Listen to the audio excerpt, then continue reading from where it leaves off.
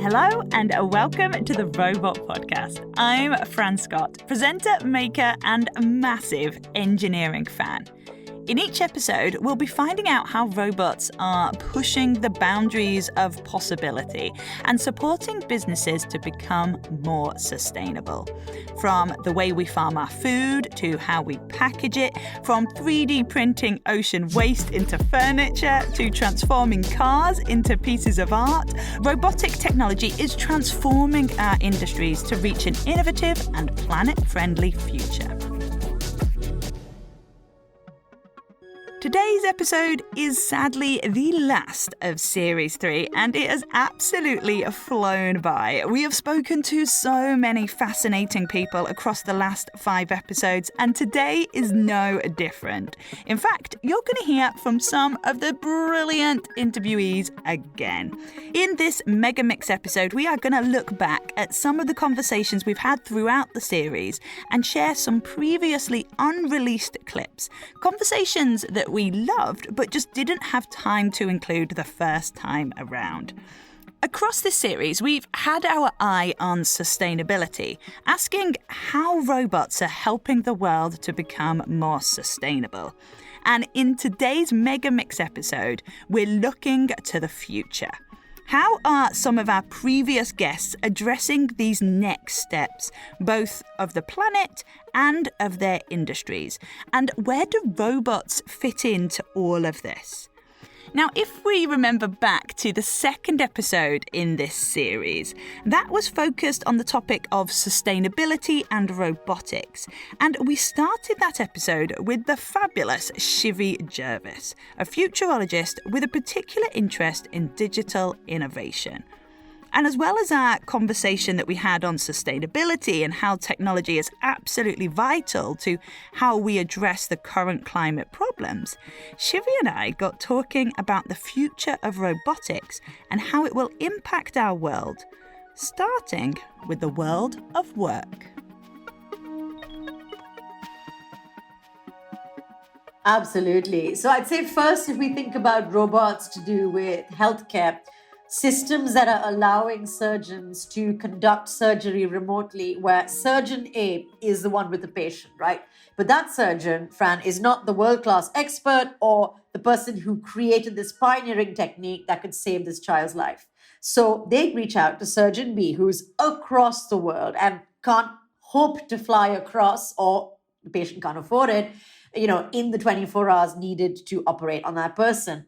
So then robots come into play, and that's where we're seeing more and more jobs where actually through robotics to the Internet of Things and AI, this kind of little trio of enablers, actually you could have someone across the world be able to remotely oversee or even be involved in life-saving surgery. And that's one area that this starts to come alive, is we actually see not just surgeons, but paramedics, we see nurses start to understand how to use some of these systems. I think the second is that although we see robots automating tedious jobs, as we call it, or jobs that have a repetition to it, actually it will also create more jobs than it displaces. So when we think of robotic arms in the supermarkets, that's not the same as a full body 6'2" robot hurtling through our offices, shoving us out of our jobs, going out of my way. It just isn't that way. So even when we think of bricklaying or manufacturing, actually, it's not going to displace the jobs that people do need to do. I have someone laying out my driveway right now and redoing that. Would I feel comfortable if these were all robots out there making that happen? Probably not. However, if these lovely workmen outside actually were able to make use of robotic instruments or robotic equipment, that meant the job was safer for them, faster for us, cheaper for everyone, I wouldn't say no. So I think this hybrid working system where humans and robots work together, it is possible, even though some naysayers say it's got to be one or the other. And even, for example, when we think of robots more in the form of an intangible, invisible enabler, like an AI system, a piece of code, let's say. It can handle a lot of cold contacts and cold sales over the online system when customers contact a business in the form of bots, for example. It could be the first port of call for people instead of them waiting 20 minutes on the phone, whether it's your bank, your insurance company, your phone company. It could actually have a really, really big role in helping customer service people who are essentially helping everyday consumers or businesses do their jobs better.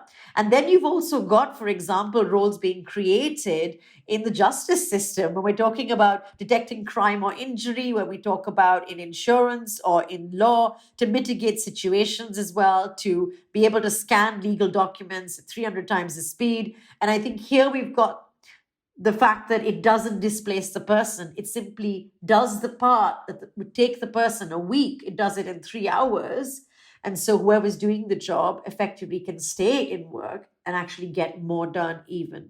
And finally, Fran, I would say, if I had to give you examples of slightly unusual roles from the world of robotics, one of the areas that I'm actually looking at is a robot ethicist or a digital ethicist. So someone that actually looks at and questions the moral codes of conduct when we're thinking of using robotics. So I think we're going to see people do this, as a consultant or advisor who will go in and say, here's the best use of robots and automation so that it doesn't negatively impact the communities in which they operate.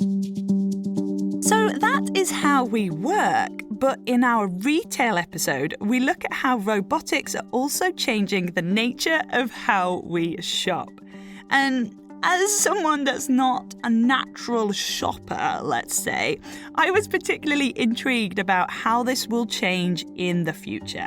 And I spoke to Manuel Garcia from Spanish design brand Nagami about how robots in stores are changing how both customers and retailers will utilise the shop floor. But we did also discuss a new project that Manuel and his team have been working on. And this one is outside of the shop. In fact, it's in the toilet. One of my favorite projects ever. The aim of the project was to take something that was incredibly banal, probably the most banal object that you can ever think of, which is a portable toilet, right? Like one of these toilets that you find in festivals, concerts, and events, and so on, right? And make it something unique and beautiful, right? And print it in a single piece. So it's a 3.5 meter tall toilet cabin, including a separation toilet that works much more efficiently. And I have the entire body of the capsule and 90% of the elements printed just in one go out of recycled plastic. That's incredible. And with that, again, that in situ robot, printing it where you needed the toilet to be used, I suppose. Yes. Potentially, it could be that if you are, for example, setting up a festival, right? You bring the robot or a few robots a few months before and you start printing toilets there to have it ready. So there's no more transport than just getting a robot probably from the closer city and then just equip it and start printing, as many toilets as you need. Would you then melt them down after, back into the pellets? Would that be a possibility as well? Yes, you can. So the plastic that we use then is not only recycled, but also recyclable, right? So you can shred it and then transform it again into pellets and get it back to the process. Of course, it loses a certain percentage of the quality, right? So you need to always identify which kind of plastic or how many times it has been recycled for which kind of objects. So every time you recycle it, it loses only 1% of its properties, which makes it usable like 5-10 times. I mean, of course, we've never yet heard of anyone who wanted to get one of our chairs and then shred it and recycle it and change it. But it is good that possibility is out there. So you do have a circular economy completely set up.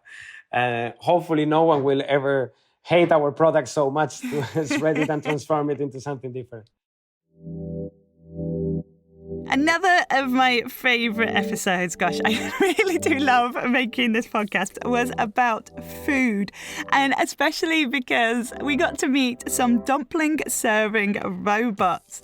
And it was a real insight, this food episode, into how robots are deployed not only at the restaurant-facing aspect, but also when you look at the farming. And there is no doubt that robots can play an absolutely huge role when it comes to agriculture, like the ones from the Small Robot Company. And I spoke to Ben Scott Robinson from the Small Robot Company about their incredible robots that can scan the field and make suitable adjustments and totally change the relationship that a farmer has with their field. But that is not all.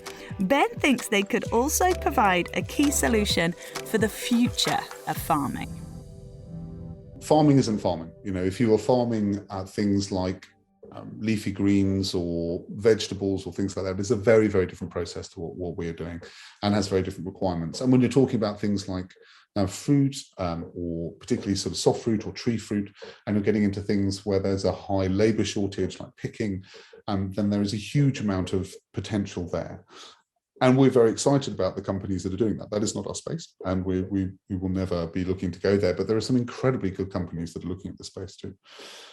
For me, I think the really exciting thing is when you can start to bolt all these together. When you as a farm can start being really diverse in your thinking. Because if you think about it, a farm owner is the manager or the owner of, in the UK, certainly a multi-million-pound business, even if they're only making a few £1,000s a year because the margins are so tight. It's a multi-million-pound business in terms of the value, etc.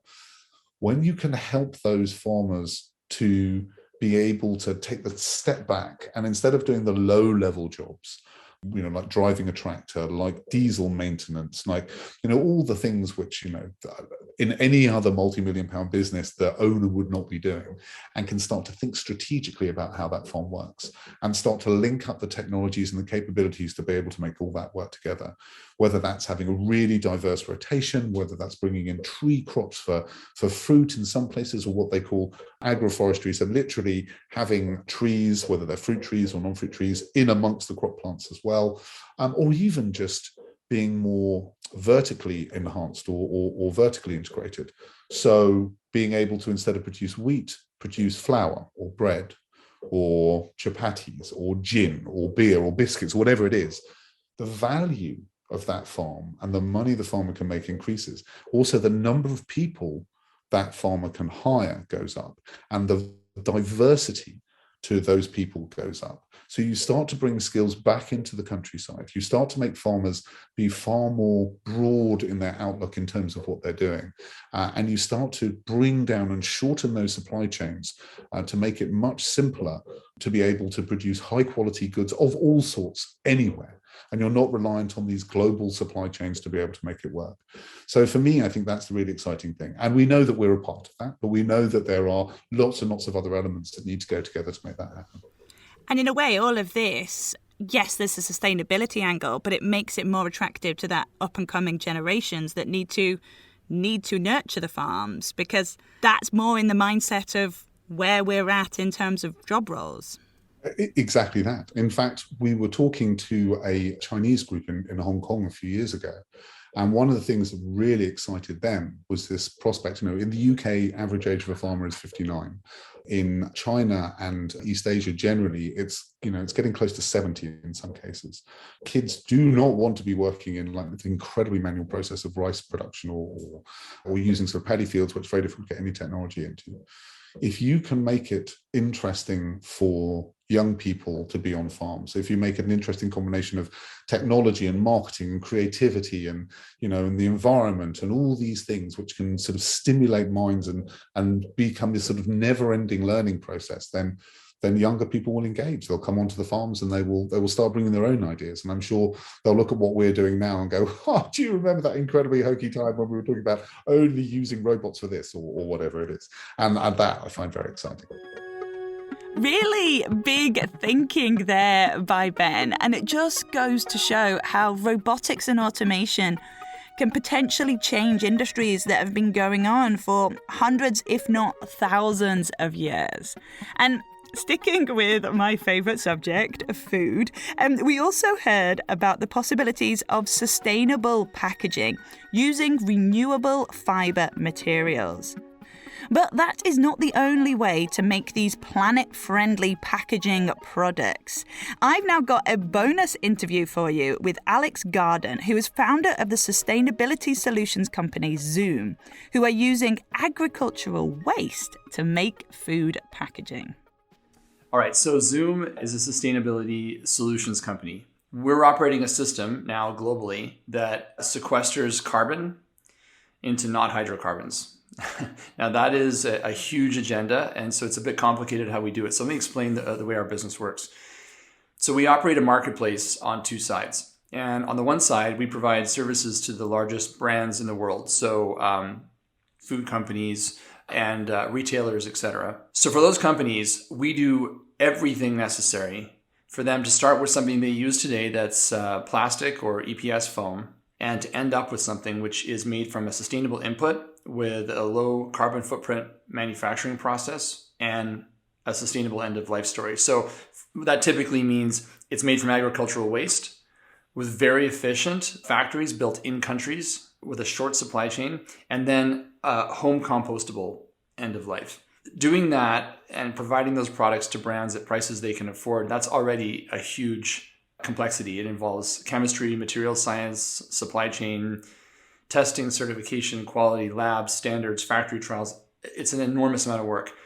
And that's great. But the problem with that side of the business is that when we're successful, and we are now in 26 countries around the world, the leadership of those brands turn to us and say, fantastic, now we need 1 billion a year of those to start, and we can't take any supply chain risk. And that leads me to the other side of our business, where we design, manufacture, and sell the most advanced fiber thermoforming equipment and whole factory level solutions. And these are giant $100 million plus factories that convert locally available agricultural waste through a complex manufacturing process that produces products that perform as well as plastic at prices that brands can afford. And these are in huge categories like trays that you see protein shipped in, cups for beverages and food, coffee lids, scoops. We make scoops for that replace injection molded plastic scoops, and frankly, hundreds of other things. And collectively, we're replacing billions of pieces of plastic a year, and that's a growing number. And we're doing it for some of the biggest brands in the world. It's really exciting. My chin is on the floor as you've been saying that, because that is a huge scope. It just seems to make perfect sense when you're saying it. But obviously there's a reason this hasn't done before, and I assume this hasn't been easy for you to do. What sort of challenges have you come up against along the way? Well, look, first, to pay respect to the people who've come before us. I mean, fiber thermoforming has been around for a long time. The real innovation for us was making the process of manufacturing these products significantly faster, operating at much larger scale, helping contribute to and working with some of the largest companies in the world, chemistry companies in the world, helping contribute to huge advances in the performance of molded fiber that make it more like plastic. And then coming up with an economic model which makes it possible to deploy large amounts of factory apparatus quickly, right? Because single-use plastics are a $320 billion annual business. And if you can believe this, we've produced more plastic, humans have, in the last 10 years than we did in the last 100 years. It's important for us to get grounded in the scope. We're talking about, hundreds of billions of pieces a year of plastic that are being produced. And the sad fact is that less than 6% of that plastic actually finds its way into a managed waste stream. So the rest of it is totally unmanaged.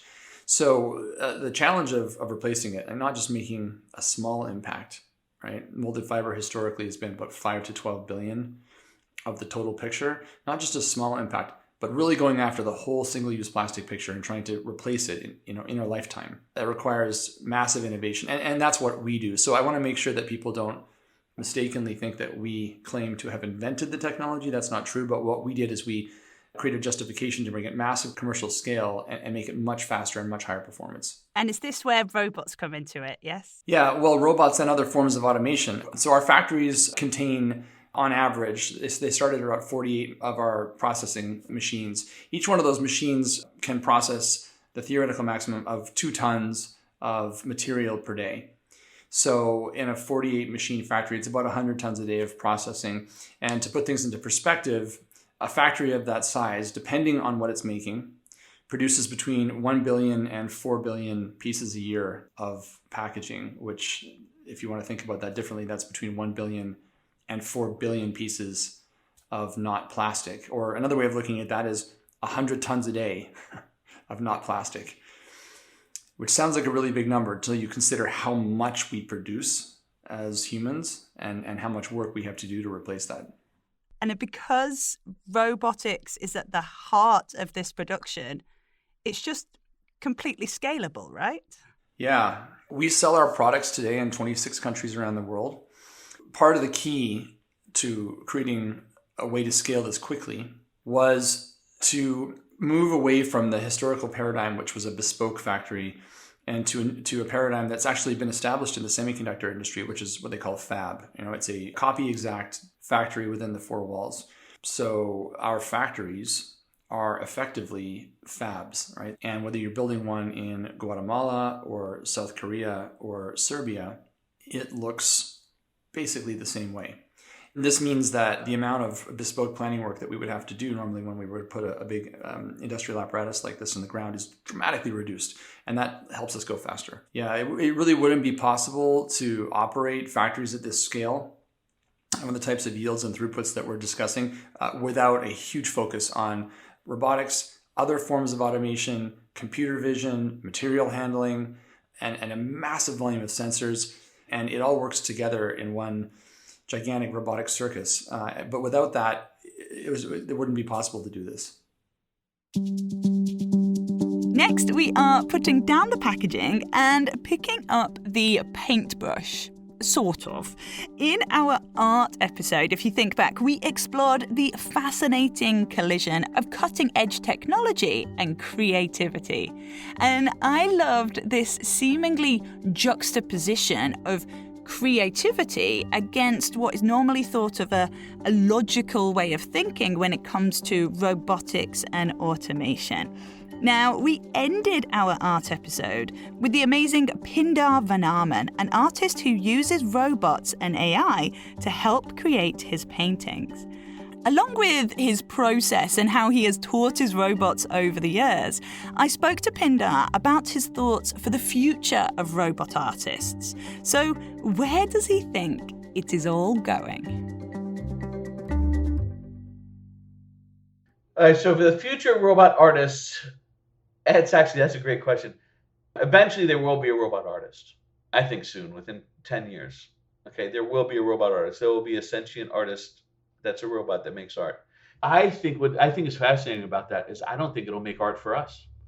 I think it'll make art for itself and other sentient robots. And the same way that different cultures have different art that appeals to it, appeals to that culture, these robots are just going to start making art that we could care less about. Maybe it sounds at frequencies we don't even hear because we're not machines, or maybe it's like electrical pulses. The art they make isn't even music, it's just electrical pulses that, do something to their chips that is aesthetically pleasing. Who knows what it's going to be, but it may not be on the same bandwidth as the art that we enjoy. There will be interesting moments where there will be an artist that may become popular, maybe me, because I've been robots friends for so long. They're like, all these sentient robots get together and it's like, yeah, that Pindar, he's a great artist to get into. We what I'm trying to say is there might be artists that cross the divide of AI and human experience so that humans and AI enjoy the art. There might be a robot artist that decides it wants to make that kind of art, but in general, when we have sentient robots and we have robot artists, the art's not going to be anything like we expect. It may not even be appealing to us. It's going to be for other robots. Because the motivation of an artist is to express something, to share something with other people. If you're a robot artist, are you going to try and share stuff with other humans? Or with other robots, other people like you, I'm looking forward to it because I think it'll be amazing. And I think it's going to happen before we realize it happens. We're going to see something and it'll be maybe a couple years before humans realize it was a piece of art.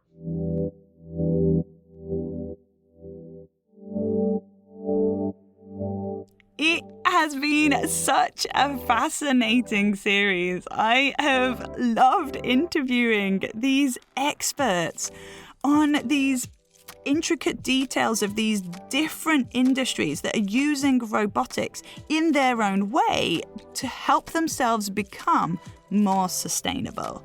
Now, for our final word of this series, we go back to Mark Segura, president of ABB's Robotic division. And he spoke in our second episode, and he covered ABB's efforts in sustainability and how they see themselves not just as a company with their own climate goals, but also as an enabler for companies and industries around the globe to also become more sustainable. What's exciting Mark the most about working in robotics and automation? Wow, so many things, Fran. But if I could summarize in one, is really one word is convergence. Convergence of opportunities, because this decade ahead of us is a decade of the highest technology development ever. So robotics will have the chance to use enormous amount of new tools and technologies to bring new value to the robots. And at the same time, the convergence with the needs of the society in terms of robotics, needs to tackle climate changes, needs to tackle shortage of labor and talent, needs to really rebuild the workforce to elevate the nature of work and make everything more sustainable from an environmental standpoint, but the business standpoint. So the convergence of technology and opportunity that robotics can solve is really once in a lifetime exciting opportunity. What a great time to work in this industry, because basically what you're saying to me is you've been working on these answers for decades, and now people are asking the questions of which you are the answers to. Absolutely. On one hand, we are realizing that we were doing things that went beyond what we thought the impact was. But also at the same time, we see a tremendous gap in front of us that we can continue to develop ourselves to even be more impactful for society. The brilliant Mark Segura there, with a fantastic vision of the future and highlighting the importance of robotics in our strive for a more sustainable planet. And that brings us to the end of this week's episode and also this series. A massive thank you to Shivi Jervis, Manuel Garcia, Ben Scott Robinson, Alex Garden, Pinder Van Armen, and Mark Segura. Thank you so much for joining us throughout this series. I hope you have found it as awe-inspiring and interesting and as eye-opening as I have. I'm Fran Scott, and the Robot Podcast is a Fresh Air production for ABB by Izzy Clark and Jack Claremont. If you want to find out more about robotics at ABB, there's a link in the show notes. And remember to follow or subscribe now for free wherever you get your podcasts so you never miss an episode. Part of the ABB Decoded series.